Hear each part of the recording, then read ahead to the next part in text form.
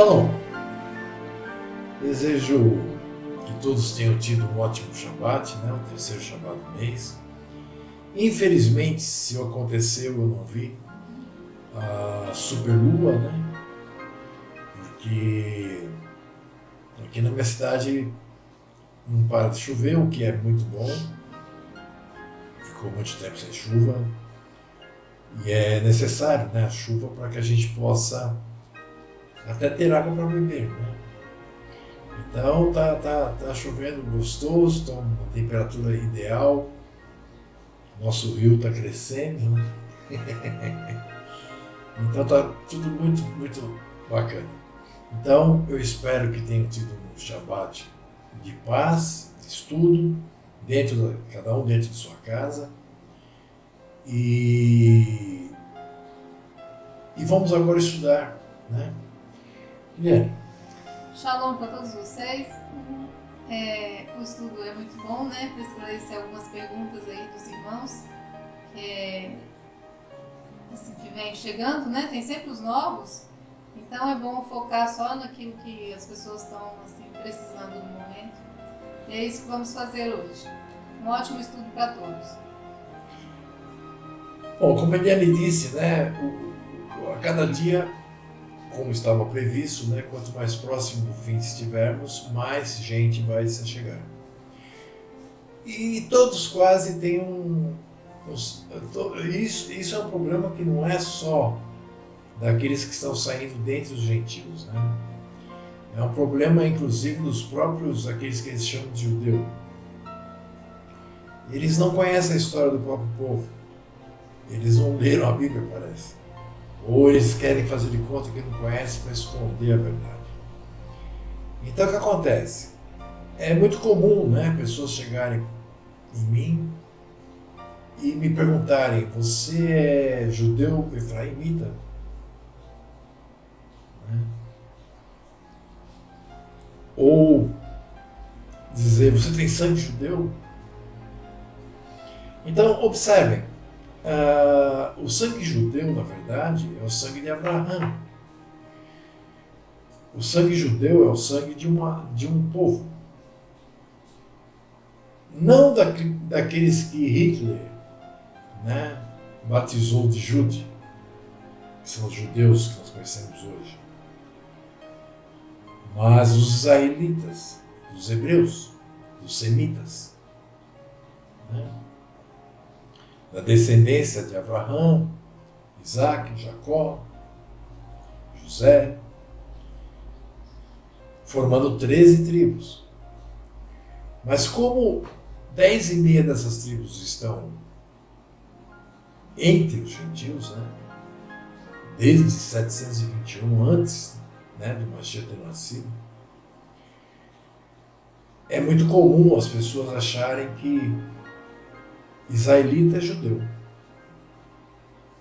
Então o estudo de hoje vai ser um estudo que não vai ter nenhum texto bíblico e ele vai contar a história de quando houve a divisão. E por incrível que pareça, esses, né, que hoje estão nesse lugar que eles chamam de Israel, erroneamente, o nome correto seria Ashuru, né? Eles não viviam em Israel. Eles não viviam em Ashur. Eles viviam em Yahudá, Judá. Como vocês vão ver aí, né, na abertura, no mapa e tudo. Então, na verdade, eles estão tão por dentro da história deles mesmos que eles deram o nome ao país, né, que eles conseguiram finalmente, né, politicamente falando.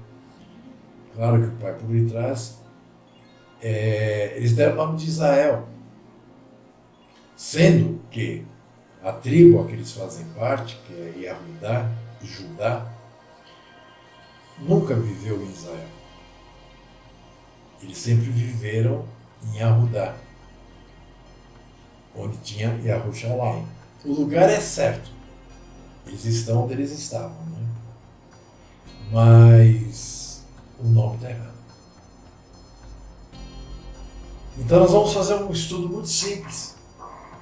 para tirar, né, essa visão, esse pensamento mundial, né, praticamente. Você fala o povo de Yahu, todo mundo fala, você é judeu?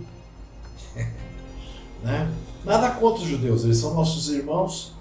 No momento eles estão, assim como na própria palavra, se você já leu a palavra, você vai encontrar que eles estão endurecidos.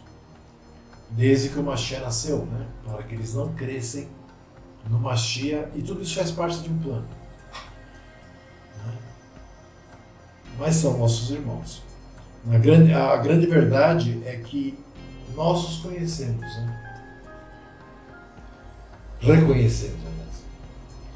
Eles não nos reconhecem. Assim como quando José era governador no Egito, seus irmãos chegaram até lá e não o reconheceram, mas ele reconheceu na hora que os viu.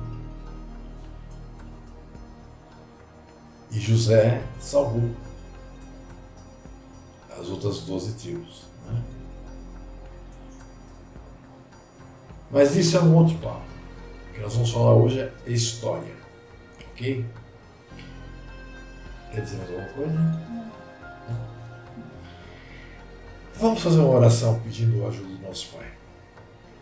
Pai poderoso, eterno Criador Yahu, te agradecemos pelo Shabbat que tivemos, te agradecemos pelo alimento que comemos, te agradecemos por estarmos aqui agora podendo falar da tua palavra, te agradecemos, Pai, por todos aqueles que o adoram, por todos aqueles que sinceramente te seguem, porque assim tu quis, por aqueles que dão glória a seu nome, por aqueles que dão honra a seu nome. Agradecemos por estarmos prestes a encontrar com o nosso Rei e agradecemos, Pai, por ter nos escolhido. Em nome de Yahushua HaMashiach, que assim seja. Assim seja. Bom, a nossa escola não vai mais se chamar Escola do Ministério, tá? Isso é um nome muito cristão, né? Grande parte da cristandade usa escola bíblica, adventista usa escola sabatina, né? Dominical. Escola dominical, Senhor de Jeová, escola ministerial, e nós estamos falando de escola do ministério há muitos e muitos anos, né? A gente fala. Então vai ser o nosso estudo desse sábado. Do Shabbat. Do Shabbat, opa, desculpa, perdão. Tá vendo? Escorregar é fácil, não é que é difícil. Então, esse estudo chama-se A Divisão dos Reinos. Vocês, quando estiverem aí com a apostila, que eu vou disponibilizar junto com o endereço do... Como é que se diz? Do vídeo. Do YouTube. Né? Vocês vão ver que a chamada aqui, né, na apostila é justamente o mapa de como eram, de como ficou, na verdade, a divisão, né, quando houve a divisão do povo Yashuru, do povo israelita. Não dá pra colocar? Não estamos. Bom, nós vamos começar lendo aqui em 2 de Reis, capítulo 1, versículo 2 e 3. Que Eliane vai ler para nós. E caiu Acasias pelas grades de um quarto alto que tinha em Samaria, e adoeceu. E enviou mensageiros e disse-lhes: Ide e perguntai a Baal-zebub, Deus de Ecrom, se sararei desta doença. Mas o anjo de Yahu disse a Eliahu, o tisbita: Levanta-te, sobe para te encontrares com os mensageiros do rei de Samaria, e dize-lhes: Porventura não há Ru em Yashuru, Israel, para irdes consultar a Baal-zebub, Deus de Ecrom? Percebe? Então, Acasias caiu, né? E machucou-se, claro, e acabou adoecendo. Eles eram Yashuru, israelitas.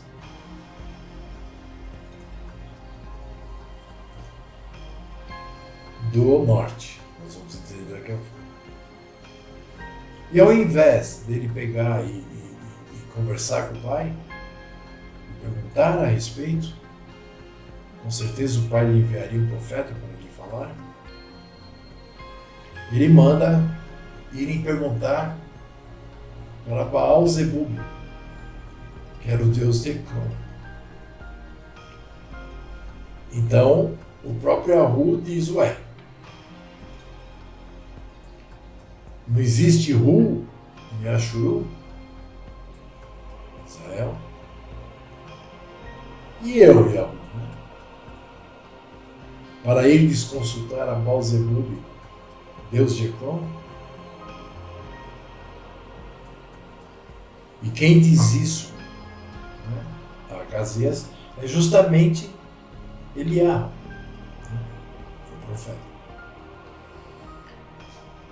O que nós vamos falar daqui para frente ocorreu aproximadamente, eu digo porque na verdade foram perdidos, né? Vocês veem que, por exemplo, o Sinédrio, né, lá em Jerusalém, né, desde o início desse ano eles estão debatendo isso. Eles chegaram a 250 anos, mais ou menos, né, que eles estão defasados na contagem do tempo deles. Né? Então, nós dissermos que foi de 900 a 719, né, antes da Era Comum, é besteira, né? Então, aproximadamente, né, do ano 900 até o ano 719, antes da Era Comum, para aqueles que não sabem, até chegar no nascimento do Mashiach, os anos são contados ao contrário. Tá? Por exemplo, 900, né, ocorreu 191 anos antes de 719. É o contrário, tá? Bom, então vamos lá, minha gente. Vamos aprender um pouquinho a respeito da divisão da nação Yashuru. A divisão daquela nação que o pai tirou do Egito como sendo Kadosh. Ok? Então, após a morte de Shilom, que é Salomão, né, filho de Davi, Yashuru, Israel, né, se dividiu em dois grandes reinos. Yahudá, que é Judá, que era mais ao sul, com a capital em Jerusalém. E seguiu tendo um descendente de David como rei. Né? E Ashuru, Israel, ao norte, que teve durante sua existência de aproximadamente 200 anos, né, como eu falei, 191 anos, cerca de 20 dinastias diferentes. O que significa isso? Ou seja, 6 dinastias diferentes, tá? Eu li 6 dinastias diferentes. O que seria isso? Né? Por exemplo, David é uma dinastia, né? De onde proveu Shilom, Salomão, Roboão e assim por diante. E que foi gerando até chegar no Mashiach. O Mashiach é da tribo de Yahudá.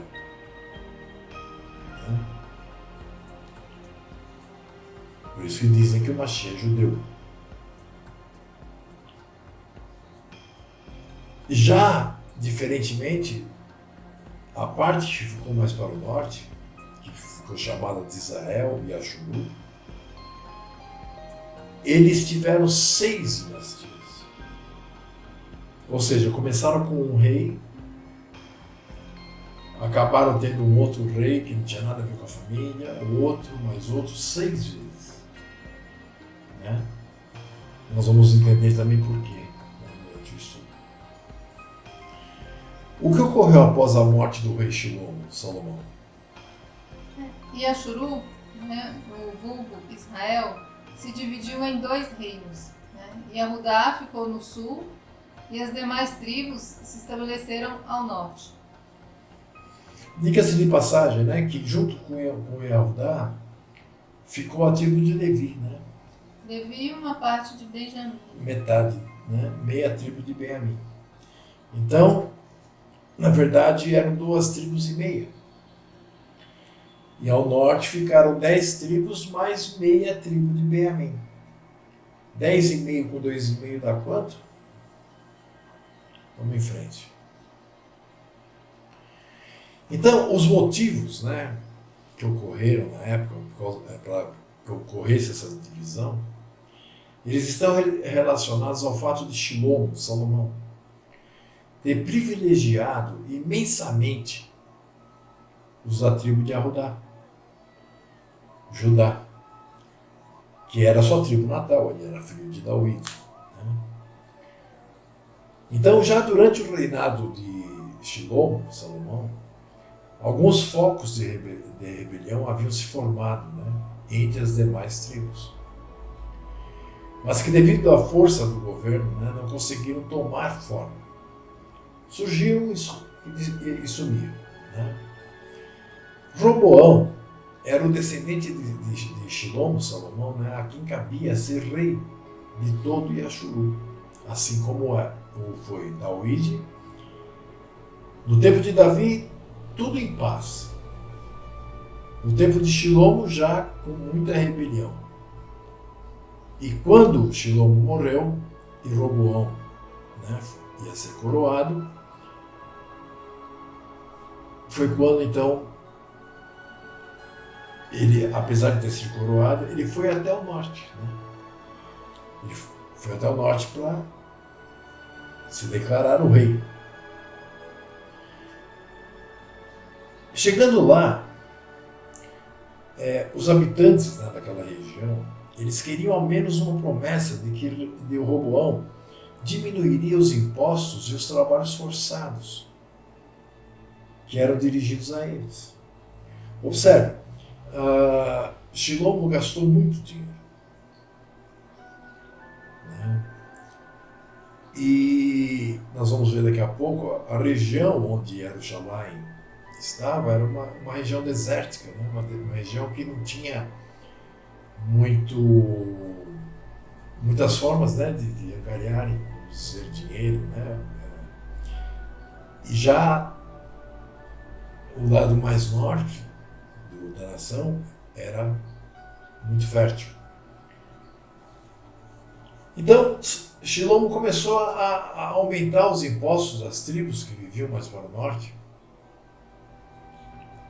E também, é claro, aumentando os impostos, ele acabava aumentando o trabalho, né? Porque as pessoas tinham que trabalhar mais para pagar mais.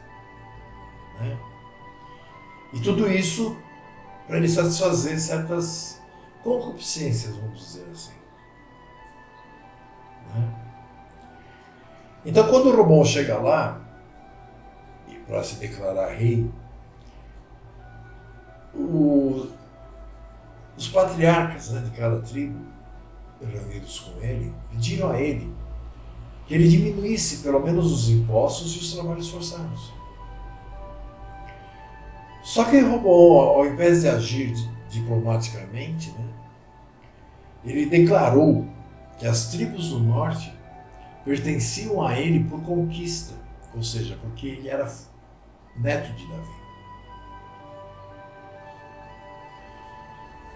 Então surgiu, né, a possibilidade das tribos do norte formarem um país próprio, ao qual deram o nome de Axuru, que hoje chama Israel. O líder dessas tribos era Jeroboão. Ele era da descendência de um dos filhos de Yosef, da tribo de Efraim. Então ele era um efraimita. E já durante o reinado de Salomão, na verdade ele era um general no reinado de Salomão, do exército de Salomão. Havia tido problemas com o rei. Problemas que fizeram com que ele buscasse refúgio no Egito, devido à perseguição por parte de Salomão. Porque ele vivia aconselhando, né? Ele vivia dizendo, isso não vai dar certo. Então ele teve que fugir. Eliane, a que se deve essa divisão da nação em Ashur? Bom, como nós vimos, Salomão era Yahudi, né, da tribo de Yahudá, e por esta razão beneficiava a sua tribo, né, de origem, em prejuízo das outras, né?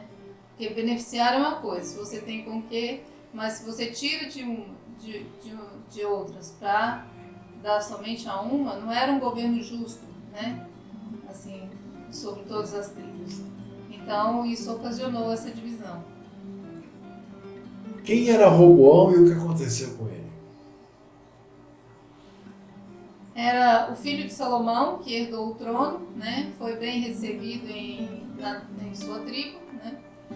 Yahudá, mas no povo que habitava ao norte, havia muita insatisfação com os altos impostos cobrados pelo rei, né? Desde Salomão já.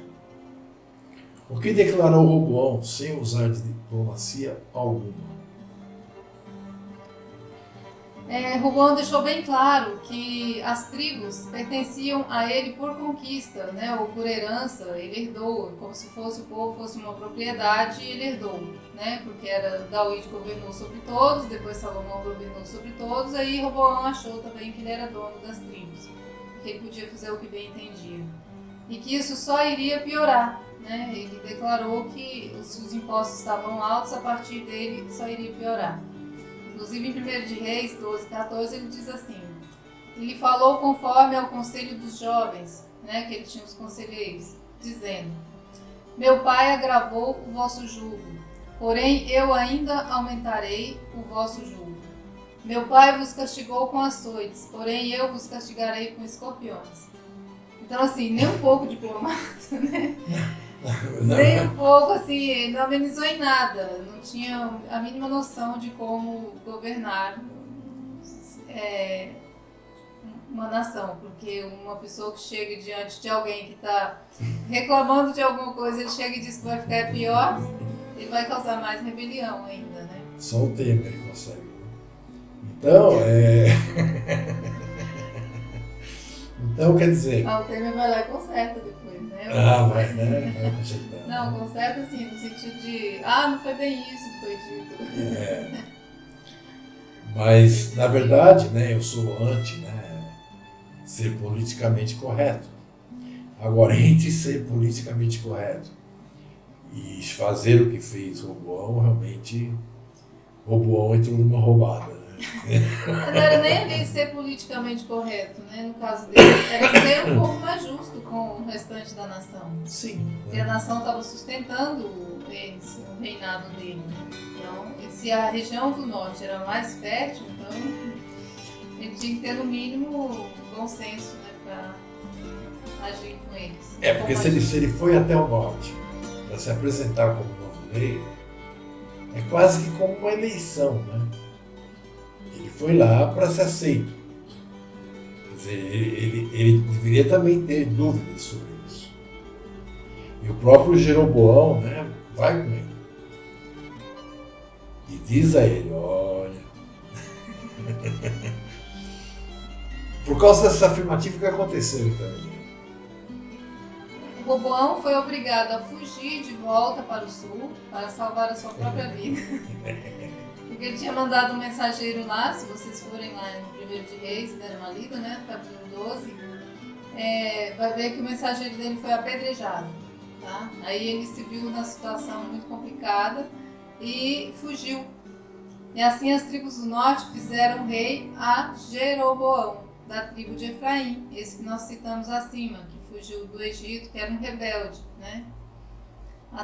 Desde o reinado de Salomão. Na verdade ele não era um rebelde, né? Na verdade ele falava para Shilomo que Shilomo estava pisando na bola, né? Então, De qualquer forma, é um tipo de rebeldia, né? Ele se rebelava contra a injustiça. Não que fosse um rebelde no sentido pejorativo, né? Ele se rebelava contra a injustiça. Isso. Para que... aí eles colocaram, né, Jeroboão para que ele reinasse sobre as tribos do norte. Sobre as 10,5 tribos do norte.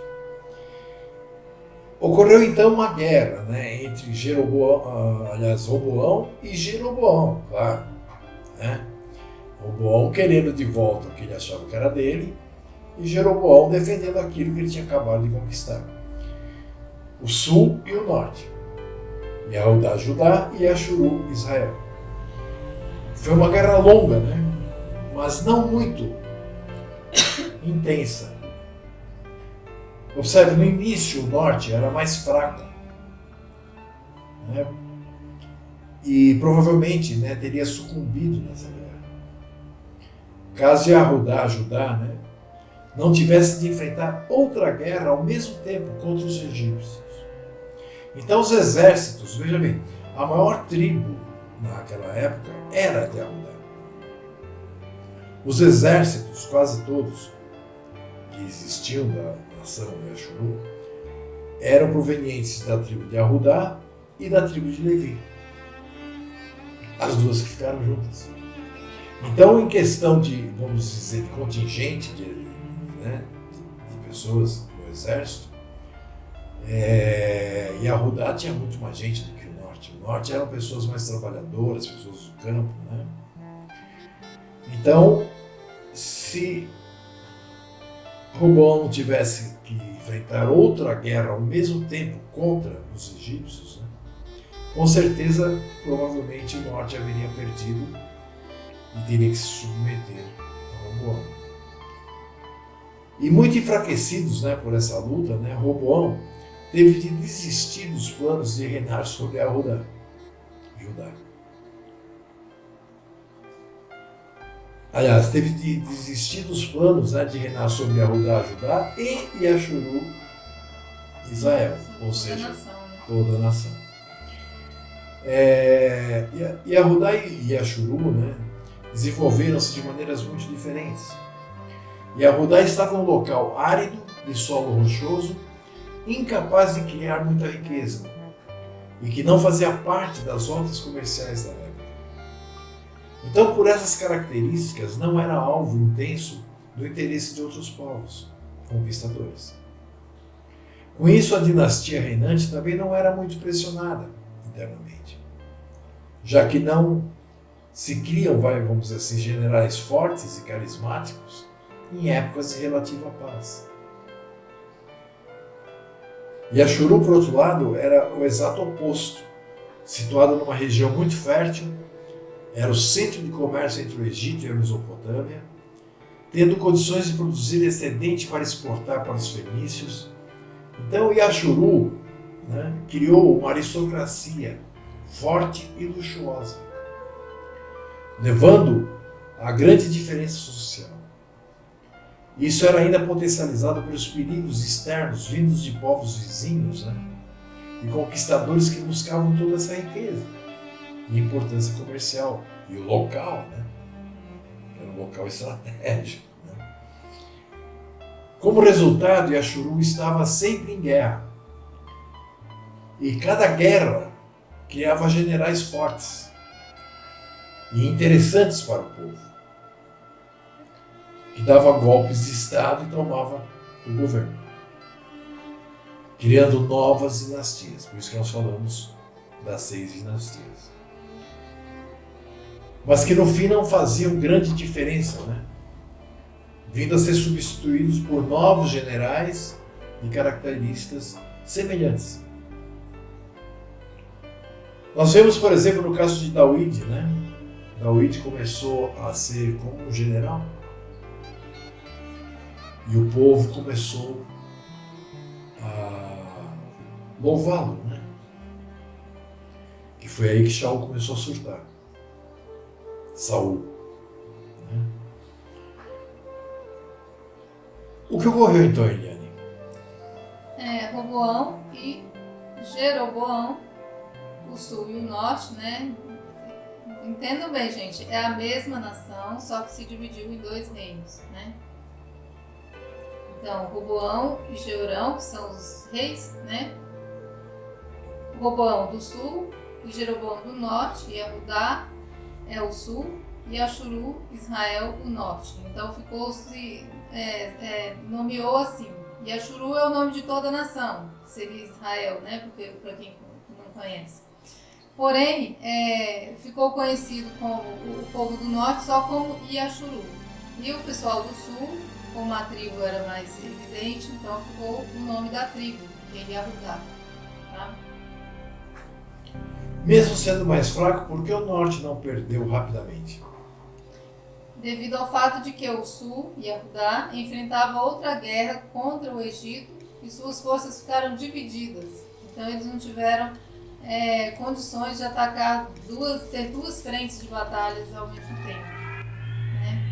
Assim, e vencer as duas. Então isso beneficiou o Reino do Norte. Porque ele acabou desistindo, né, de tomar o Reino do Norte para poder vencer o Egito. Se defender do Egito era mais negócio naquela época. Tá aqui, né? De que teve que desistir então Roboão? De reinar sobre Yahudá e Yashuru, ou seja, sobre todo o Yashuru de Yahu, sobre toda a terra, sobre toda a nação e tribos, né? Sobre todas as tribos de filhos de Jacó. Exponha de que forma se desenvolveram o Reino do Sul e o Reino do Norte. O Reino do Sul, Yahudá, estava em uma região pouco produtiva, né, e fora de rotas comerciais, tornando assim pouco desenvolvido, né? Ao contrário, o Reino do Norte, Ashuru, estava em terras férteis e dentro de rotas comerciais e com isso enriqueceu muito. O que criou Yashuru? Uma aristocracia forte, né, e luxuosa, ou seja, poder, eles realmente ganharam muito dinheiro, ficaram muito ricos, né? Então ele se desenvolveu assim. Por outro lado, o que isso proporcionou? Uma enorme diferença social, né? Ou seja, sempre existe a classe mais beneficiada e os outros não, né?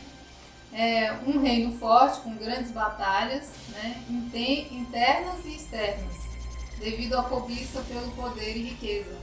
Ou seja, as internas, porque levantavam-se generais, como o Sérgio falou, né? Porque eles viviam guerreando com os povos em volta, e esses generais cobiçavam o poder e queriam ser, né? Estar lá no lugar do rei que já estava. Então, existia essa pressão interna e a externa, que eram os conquistadores, né, as outras nações querendo tomar aquele lugar. Ao contrário de Yahudá, como o Sérgio disse,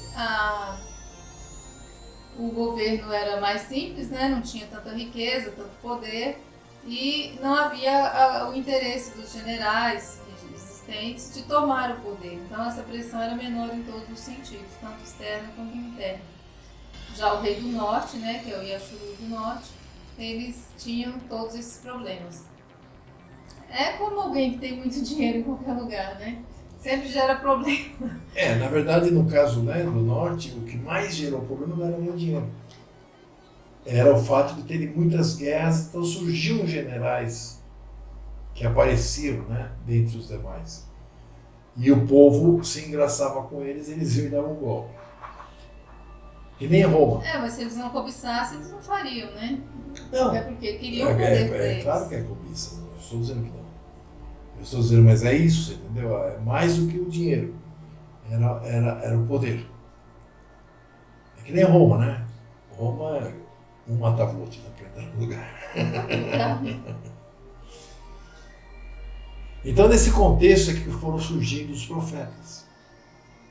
A principal função desses homens, os profetas, né, era mostrar quando o povo ou os governantes se desviavam do caminho, né, de Yahu, e buscar formas de corrigir esses erros. Os principais problemas que os profetas apontavam eram a desigualdade social, especialmente, né, no Yashuru, né, no Reino do Norte, E como era a vontade, né, de Yahu, que não apenas se fizesse as orações e sacrifícios, mas que também os Yashuru, os israelitas todos, né, se preocupassem com o bem dos outros, a justiça social, o que não estava ocorrendo. O que surgiu então desse conceito? Os profetas, né? Como sempre, o pai sempre levanta alguém para poder ir lá e dar com o cajado na cabeça. Para jogar a ovelha, né, dentro do caminho novamente. Então, os profetas eram para isso. Qual era a principal função deles, né, dos profetas? Mostrar ao povo e governantes, né, que eram os que mais erravam, que estavam desviados e como voltar aos caminhos de Yahu. Né? Ele mostrava o desvio e lá jogava na cara dele, por isso que os profetas eram tão perseguidos, né, e mortos muitas vezes. Porque eles mostravam o erro e mostrava o que tinha que ser feito para consertar. Ou então já falava direto, né, já jogava a profecia de que eles estavam perdidos por muito tempo. Um castigo, alguma coisa assim. Observe, né, nós falamos logo no início, né, que nós vamos falar de uma época entre os anos 900 a 719, mais ou menos, antes da Era Comum. Então, pensem, é uma média, vai 800 anos antes do Mashiach, eles já não estavam no caminho. Então, quando se fala em veredas antigas, jamais vai voltar para o primeiro século ou para o século XVIII, agora. Né? É lá atrás, é nas veredas antigas, no tempo de David, no tempo antes de David, no tempo Moisés com a Torá. de Moshe com a Torá. Entendeu? É isso que as pessoas não entendem. Qual era o maior problema denunciado pelos profetas? A desigualdade social, especialmente em Ashuru, ou seja, no Reino do Norte. Né? A desigualdade era muito evidente, muito ressaltada, né? Outras ideias, né, por exemplo, importantes dos profetas, estavam relacionadas com a assimilação e com a união do povo. Quanto ao problema da união, era devido, né, ou defendido, né, que se ele havia escolhido os descendentes de Abraão para a aliança, logo deveriam unir-se e não separar-se, como defendia Amós, né, que o povo deveria ser um só e não duas nações. A assimilação era um problema, né, pois o contato intenso com outros povos e os casamentos, né, especialmente de governantes, né, Shiloh que diga, com mulheres de outros países, facilitava a incorporação de elementos de outros cultos ou até o abandono, né, de elementos do que estava estipulado na Torá. Veja, isso uns 800 anos antes do Mashiach nascer. Já faz 2000 anos que o Mashiach nasceu. Então, esse era o ideal, por exemplo, de Elias, né? Um dos principais profetas desse período.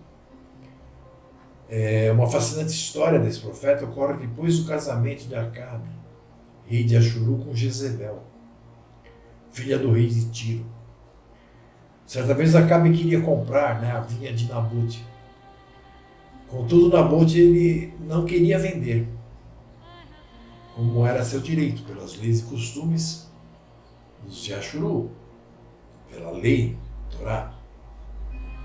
Acabe estava pronto a aceitar isso, que ele não queria vender, acabou, né? Já que acreditava nas mesmas leis. Contudo, Jezebel, como vinha de Tiro, não podia aceitar que qualquer habitante não cumprisse os desejos do rei. E ela contratou falsas testemunhas, né, que acusaram Nabote de traição. E ele foi condenado à morte e sua vinha confiscada pelo rei. Quando Acabe foi visitar sua nova propriedade, né, foi que ele encontrou o profeta Eliarro, que lhe disse o seguinte: mataste e agora pretendeis a herança?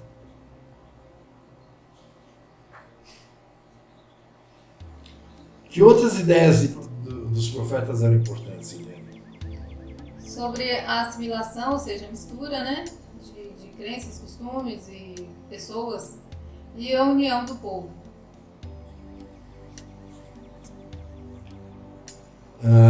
Se ele, Yahu, né, havia escolhido os descendentes de Abraão, o que deveria ser feito então? Deveriam unir-se e não se separar-se, né? O que essa assimilação provocou? A mistura da cultura estrangeira com a do povo de Yahu, né? E além de praticar as abominações das nações ímpias, ainda deixavam de praticar as leis da Torá, né? Abandonava as leis de Yah e praticavam o que era abominação diante do Eterno. Isso é o julgo desigual. O pessoal fala em julgo desigual, pensa que é só casar com uma mulher, né, que não tem a mesma fé, ou com um homem que não tem a mesma fé. Não, o julgo desigual é se misturar. O julgo desigual é você praticar aquilo que os gentios praticam. Né? A nação criada por Yahu, que foi uma só, Yashuru, que depois, como nós estamos vendo, se dividiu, ela era Kadosh. O que é Kadosh? Separada.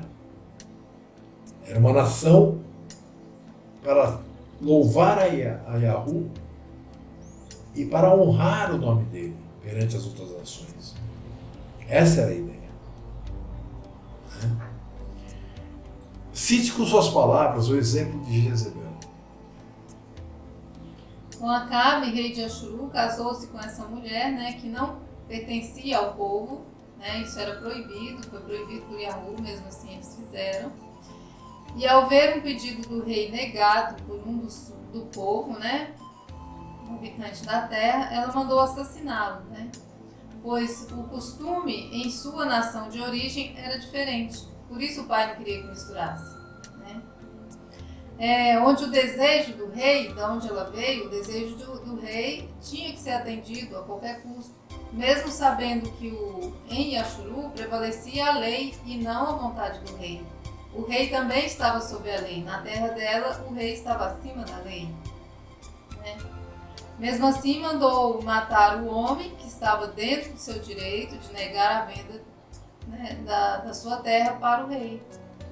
Então, assim, além de querer fazer valer a lei da terra dela, dentro do país, né, dentro do povo, da nação Yashuru, ainda sem o menor escrúpulo. Assim, simplesmente mandou matar. Na verdade, houve um julgamento e ele foi condenado. Sim, mas se você manda falsos testemunhas para condenar alguém, você está mandando matá-lo. É o que fizeram com Machia, né? Então, ela é assassina, ela mandou matar o homem. É complicado, né, Jezebel? Então, aliado à falta de união entre Yahudá e Ashuru, né, surgiu uma forte ameaça, que eram os assírios. Terríveis conquistadores que aumentavam o seu poder, né, e que se expandiam rapidamente. Yashuru e Aram, um outro reino próximo, né, tentando conter os assírios, buscaram uma união junto com Yahudá. Essa, porém, não aceitou.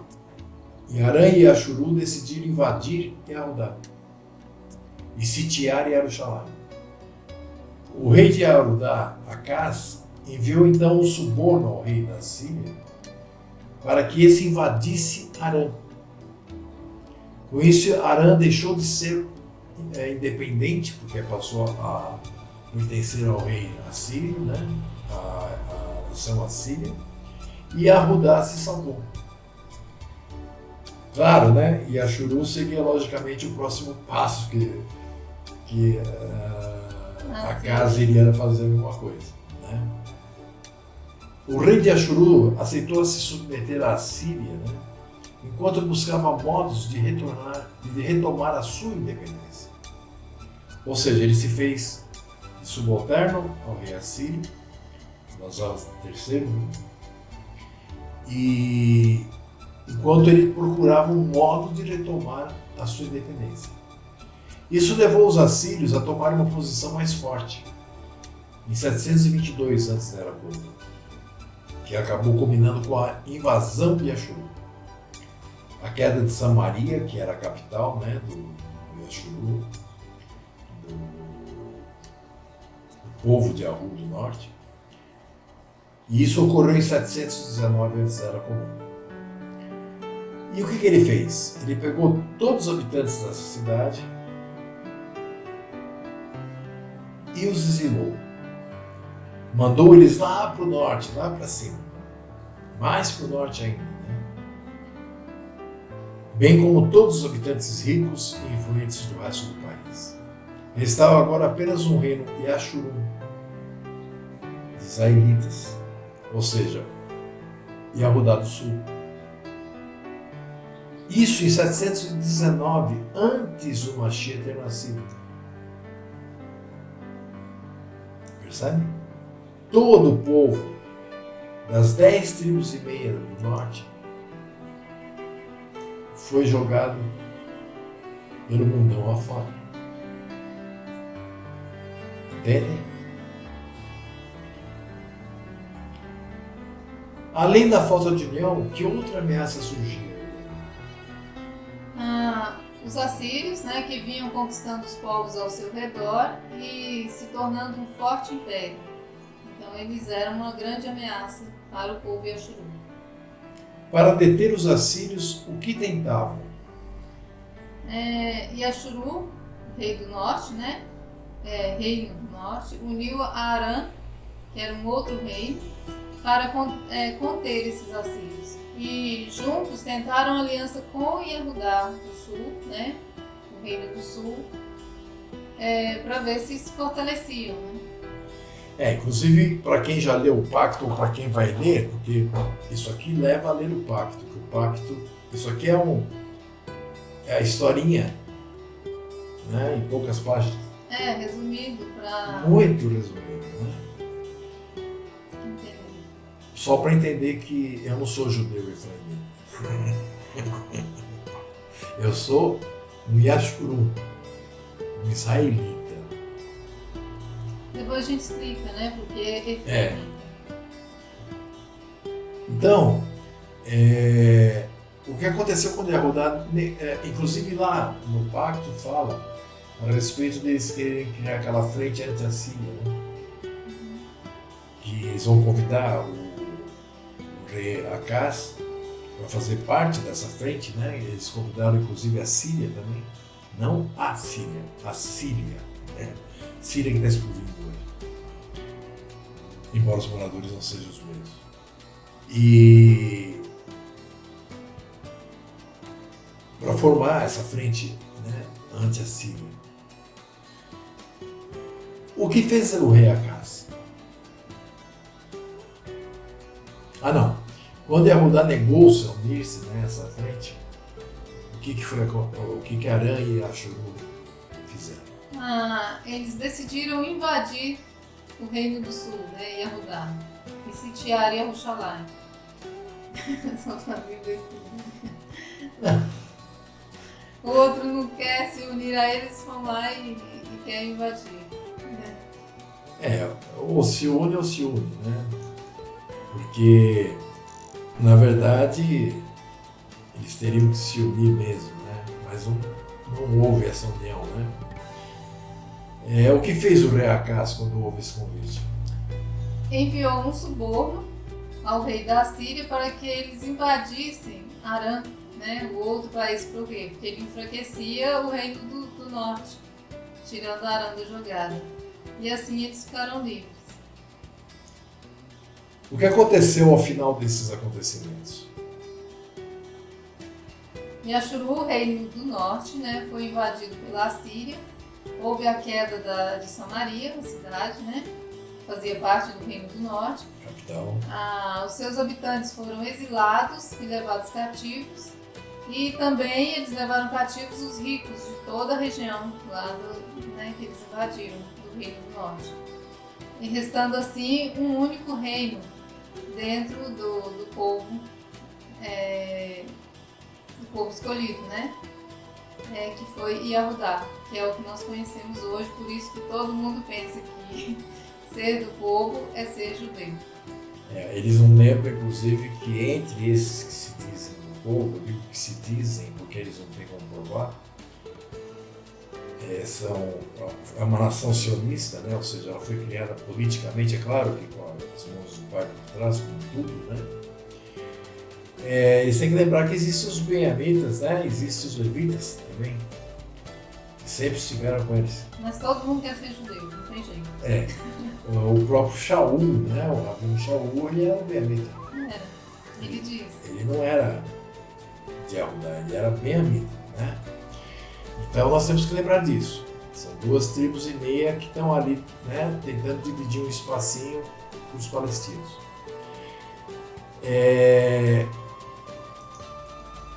Você tinha falado de falar sobre o quê? Por que esse estudo continua ou esse estudo? Não, isso Acabou aqui, né? Então, assim, o fato de que as nações que foram dispersas, né, quando o rei Assírio invadiu e dispersou todo mundo, tirou todo mundo da terra, aí esse povo que está espalhado, a gente chama de Efraimita, né? Aí vocês vão dizer, Efraimita é somente uma tribo, uma das tribos, né? Porém, esse nome se deu a esse povo do norte, também é conhecido assim, porque o primeiro rei era um efraimita, vindo da tribo de Efraim, o filho de Yosef, o mais novo, caçula. Se vocês forem lá em Gênesis, né, mais pro final de Gênesis, eu não lembro capítulos, vocês vão encontrar essa história. É o filho mais novo de Yosef, né, neto de Jacó. Então ele adotou os filhos de José para serem dele. Então, e um deles é Efraim. E esse primeiro rei do Reino do Norte, né, de Ashuru, quando se dividiu a nação, era dessa tribo. Então ficaram conhecidos também como efraimitas. E também porque Efraim era a maior tribo do norte. Aí ficou, como Yahudá é a do sul e as outras, né, eram em menor número, então se destacou Efraim. Então, quando alguém me pergunta, você é judeu? E eu digo não, eu não estou mentindo. Aí eles perguntam, mas eu pensei que você era israelita. Eu digo, eu sou israelita. Mas como? Muita gente pergunta, eu digo não sei, porque eu não sei qual é a minha tribo, né? Porque se foram dispersos, estão todos misturados, até das tribos do norte também se misturou um pouco, porque alguns nessa confusão desceram, voltaram para o norte, para o sul, e para ficar com Yahudá. Então houve essa mistura. Sem contar que quando no próximo do ano 500, antes do Mashiach nascer, quando o próprio Yahudá foi preso, né, na Babilônia, mais da metade dos que foram para lá não voltaram. Então, tá tudo misturado, gente. Então, esse povo fica aí, eu sou de tal tribo, mas essa tal tribo é sempre Yahudá, ele é sempre judeu. Então, isso não existe, é ilusão da cabeça de vocês. A gente sabe que é porque fomos chamados e atendemos a esses chamados, né? A esse chamado, o Pai nos chamou, nos deu a conhecer a sua lei e a gente pratica essa lei. É por aí, tá? Agora, exame de DNA, essas historinhas aí, porque tem o nome, o sobrenome não sei o quê, Ribeiro, Nogueira, nome de rio, né? Nome de árvore, isso não quer dizer muita coisa, tá? Pra vocês terem uma ideia, por exemplo, dentro dos que se chamam judeus, né, existem os sefaradistas, que são os judeus que se dizem, os espanhóis que se dizem judeus. Eles não são aceitos no Israel de hoje. Até aí, né? E Yahudá não aceita ninguém.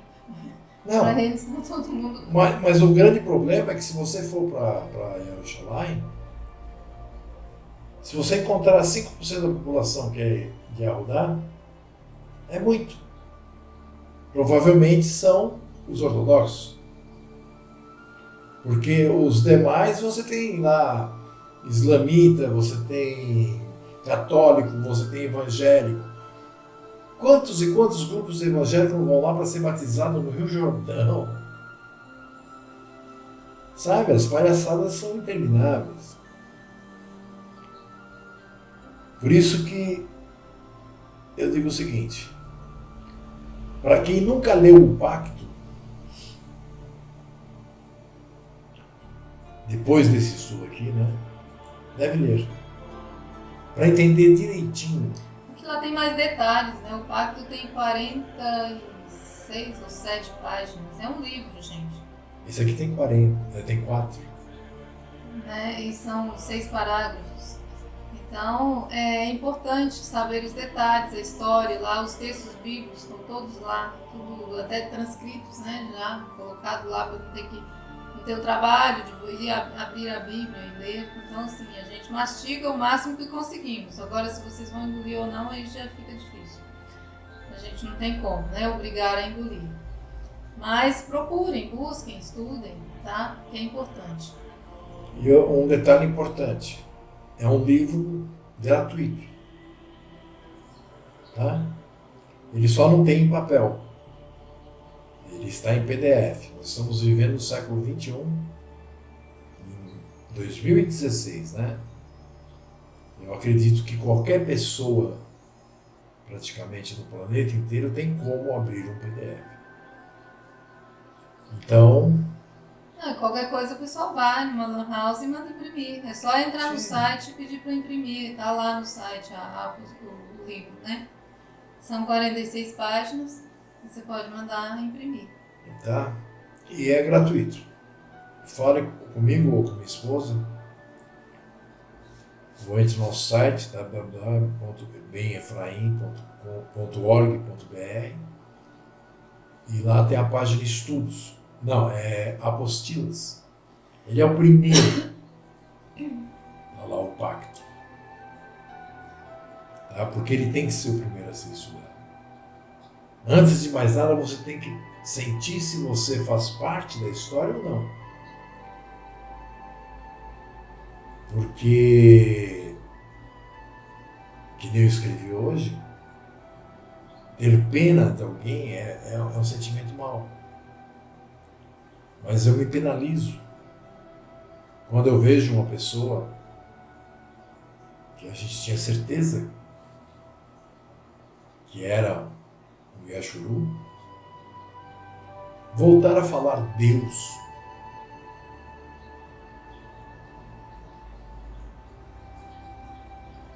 E durante o escrito, Yeshua. Quanto tempo vai demorar para essa figura escrever Deus e entre os escritos Jesus Cristo? Isso machuca, porque era uma pessoa que nós queríamos tão bem, e eu estou vendo que ele vai nadar sem direito a boia à prova de fogo no lago após ser julgado perante o grande trono. Não estou aqui sendo profeta nem profetizando contra ele, mas nós conhecemos um pouquinho da palavra, nós sabemos o que vai acontecer com aqueles que se negam, com aqueles que não buscam, com aqueles que desertam de nosso Pai. Veja o que aconteceu nesse estudo hoje, nós falando do Yashuru do Norte. E se você ler o Pacto, você vai saber que também aconteceu algo bem parecido com o Yashuru do Sul, o Yahudá. E esse de Yahudá vem até os dias de hoje. Os do Norte, a coisa de 20 anos para cá, começaram a acordar. Os do Sul estão dormindo. E aí? Veja, gente, quando a gente fala sobre nomes, né? Porque usa Deus, ou Jesus, ou qualquer outro, não é que saber os nomes corretos, ou mais próximo do que seria o correto, porque esse hebraico que existe hoje não é o mesmo da época, né? Não é o hebreu legítimo, ele é uma mistura. Porque os povos foram se misturando e a língua naturalmente se mistura. Então, não é por isso que vai ser salvo, tá? Mas quando a pessoa acha que não tem problema falar Deus ou Jesus Cristo, é porque ela tem dentro dela também as doutrinas, os ensinos que representam aquela figura, né? Que é do Jesus Cristo, que é o Zeus do catolicismo, né? Então é por isso que a gente fala, quando a pessoa não vê problema, é porque realmente ela ainda tem dentro dela as marcas da besta. A Babilônia não saiu de dentro dela, ela saiu de dentro dos prédios da Babilônia, mas a Babilônia permanece dentro da pessoa, né? Todas aquelas crenças que ela trouxe de lá permanecem, né? Porque nós não somos exímios, né, na língua do hebraico, né? Nem nessa que existe hoje. Nós conhecemos algumas palavras para fugir do que para não ser confundidos com a Babilônia. É por isso que a gente usa. Pode ver que outros nomes, Jeroboão, Roboão, a gente não está falando em hebreu. A gente usa alguns, né, mais conhecidos, até mesmo porque senão as pessoas que estão chegando não vão entender nada, então não adianta nada esses nossos ensinos aqui. Portanto, é por isso que a gente usa, procura deixar mais evidente para que vocês conheçam quando a gente se referir ao Pai, né, ao nosso Pai, a Yahushua, para não confundi-lo com Jesus Cristo, né, da cristandade. Porque não adianta também falar Yahushua e achar que ele é o filho da bicha, aquelas histórias todas, né? O personagem criado, né, por Constantino. Esse mito criado pela Igreja Romana. Então é isso que a gente procura fugir, para vocês entenderem. Falar os nomes não salva ninguém, como eu disse para um amigo que eu tenho no Facebook há uns dias atrás. Eu passei o estudo para ele falou assim, não, eu já conheço os nomes santos. Eu falei assim, conhecer nome santo não adianta, se você ainda tem a doutrina errada dentro de você. Então precisa conhecer quem eles foram, quem eles são, né, na verdade. E no caso de Yahushua, nós temos sim que saber quem ele é, porque senão vai crer na pessoa errada e está perdido. E na verdade o mandamento não diz conhecei o nome. O mandamento, ele diz para que nós sejamos servos do nome. Ou seja, que nós sejamos santos como o nosso Pai é. Observa, não é dizer, Yahushua, eu creio em Yahushua. E ao mesmo tempo crer na Santa Ceia, crer que ele morreu numa cruz, crer no monte de baboseira, que ele vivia em Nazaré. Não. Que ele é a segunda pessoa da Trindade. Aí já entra num campo pior ainda, né? Não, porque quem crê em todas essas outras coisas está um passo disso, né? Entendeu? Confundindo ele com o próprio Pai. Isso vamos dizer assim, é o auge da heresia, né? O Pai que faz questão que seja o único, eu sou o único, ou é a função, né? Como muitos dizem Deus.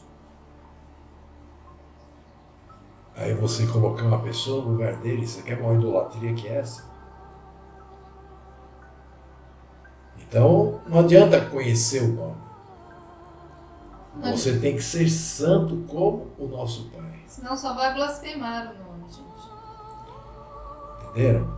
Por causa dessa questão, é que os judeus, né, entre parênteses, eles não falam o nome. Porque na palavra está escrito que não irá colocar o nome em vão. E o que essa gente está fazendo por aí é colocar o nome em vão. Tentaram colocar num grupo, né, que eu e minha esposa administramos no Facebook, que chama Yahushua Te Ama, tentaram colocar um vídeo. Veja, uma pessoa que se diz Roche, uma pessoa que coloca a roupa fantasiado lá, né, como se fosse um... Talit Kippah. como se fosse um guru.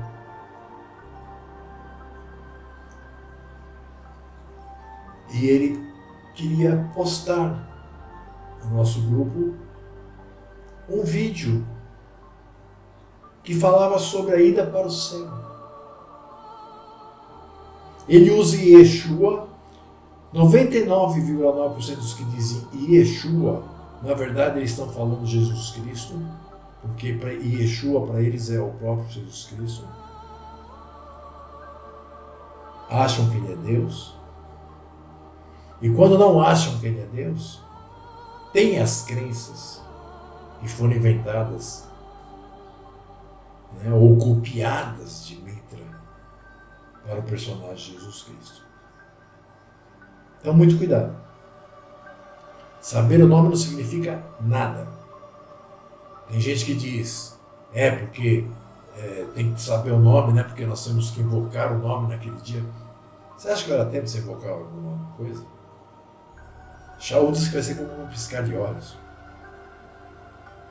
Não vai invocar nada. Você vai, quando você se tocar, se você for realmente um chamado de escolhido, você já vai estar com o corpo incorruptível e ao lado do Mashiach para começar a batalha do Evangelho.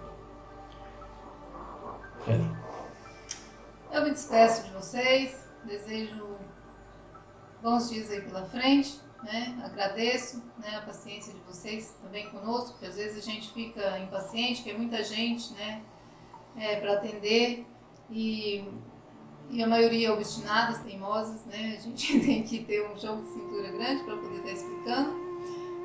Mas agradecemos mesmo assim ao Pai por vocês, todos que estão se chegando, somos muito felizes por isso. E quero dizer também que a gente precisa continuar esse trabalho, e esse trabalho custa, tá, gente? A internet custa. O resto a gente faz tudo com muito amor e carinho, mas o que custa nós precisamos, né, de manter. Então, não se esqueçam disso, tá bom? O trabalho envolve tempo, né, muito tempo de dedicação. Né? Às vezes a gente passa 2, 3 horas só conversando com uma pessoa. São centenas que nos procuram. Né? Às vezes não dá nem para atender todo mundo. Então, até enquanto a pessoa não compreende, a gente vê que ela está interessada, que realmente, né, ela precisa daquela orientação. Então, assim, a gente não mede tempo. Vou falar com você meia hora. Não, não é assim. A gente dá a assistência que a pessoa precisa. Então, por favor, não se esqueçam do auxílio financeiro para essa obra, tá? Que de outra forma não tem como, tá? Isso sobreviver. Sou só eu e ela. Só eu e o Sérgio, né, para dar conta de tudo isso. E lógico, o Pai nos guia pela mão, porque senão a gente teria jogado tudo pro alto. Quantas vezes eu já quis? Né?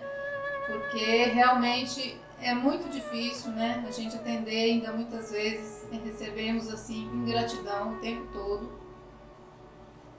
de pessoas que a gente pensava que eram verdadeiros irmãos, né? Que estavam ali estudando, usufruindo e depois viram as costas para você, né, sem dizer nem muito obrigado. Pior, denigrir. Ainda denigrem a nossa imagem, né? Como se isso adiantasse alguma coisa.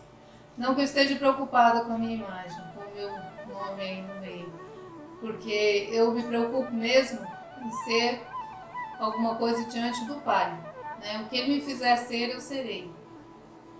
Porque se fosse preocupar em ser diante dos olhos de pessoas tão imperfeitas, né, como é o ser humano, é complicado. É nós vamos ter que impossível. ser cada dia mais imperfeito, né, para eles gostarem do homem. Tem que ser um pastor da cristandade, tem que ser ladrão, tem que manipular a palavra. Então, isso nós não estamos dispostos a ser, não somos orientados pelo nosso Pai para ser. Tá? A gente vive com honestidade e com decência, buscando a perfeição que o Pai nos orienta. Né? Que quem sabe lá pelo ano 500 do milênio a gente...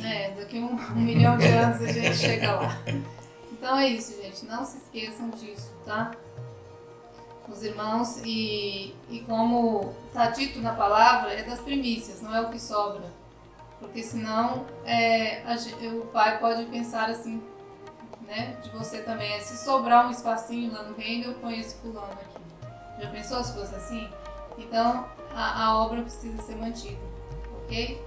Aqui não tem ladrão, não tem bandido, vocês nos conhecem muito bem. Meu marido, eu até que não, mas ele expõe cada detalhe da nossa vida, filma, grava. Então tá tudo aí, acho que não tem a menor dúvida. E muitos irmãos nos conhecem pessoalmente e pode relatar para vocês, né, como vivemos. Realmente a gente se dedica. Então nós precisamos também do mínimo básico para estarmos vivos e com essas coisas aqui, tecnologia funcionando para poder estar levando os estudos para os irmãos que estamos espalhados pela face da terra. Não tem como juntar agora. Nesse momento o plano do Pai é esse, estar espalhados. Então para se alcançar, a internet é um excelente meio. Eu quero dizer que pagamos o aluguel deste mês, graças aos irmãos, né, que colocaram um pouquinho cada um. E nós conseguimos pagar o aluguel no mês passado, né? Porque o desse mês venceu dia 10 e nós ainda não pagamos. Eu conversei com o dono da casa, ele vai esperar até o dia 20. Então, por favor, irmãos, sabe, esse final de semana eu vi uma coisa muito bacana.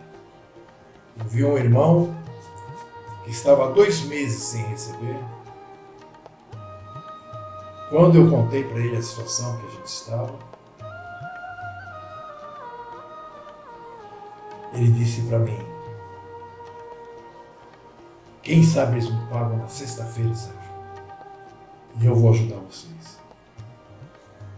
Eu falei: se for o Pai que está falando para você, será muito bem-vindo. E quando foi na sexta-feira à noite, ele me chamou no WhatsApp e falou: Sérgio, tá lá. Eu recebi.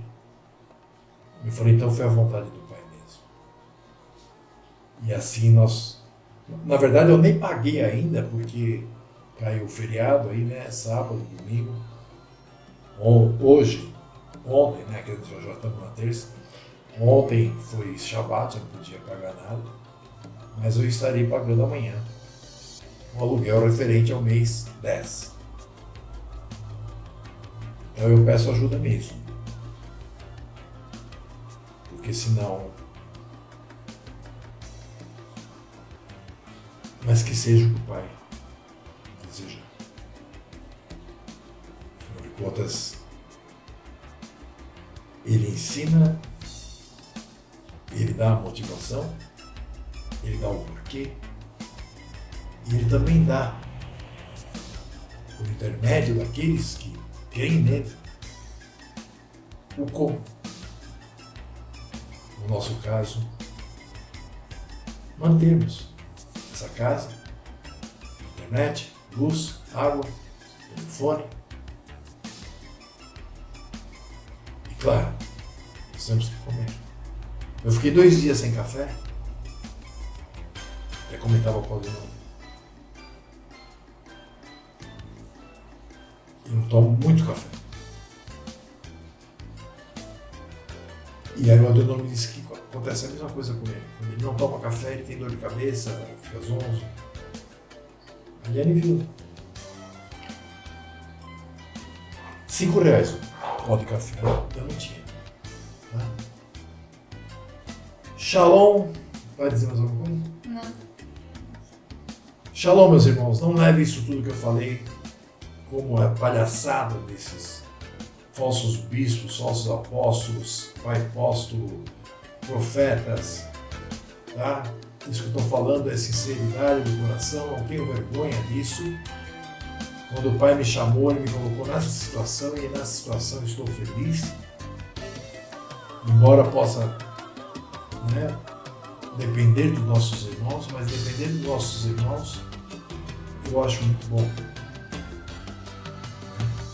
Porque demonstra que realmente estou servindo ao meu irmão. Porque se eu trabalhasse em 3 empregos, eu não ia conseguir servir a nós. Então, shalom, beijo na testa e no coração.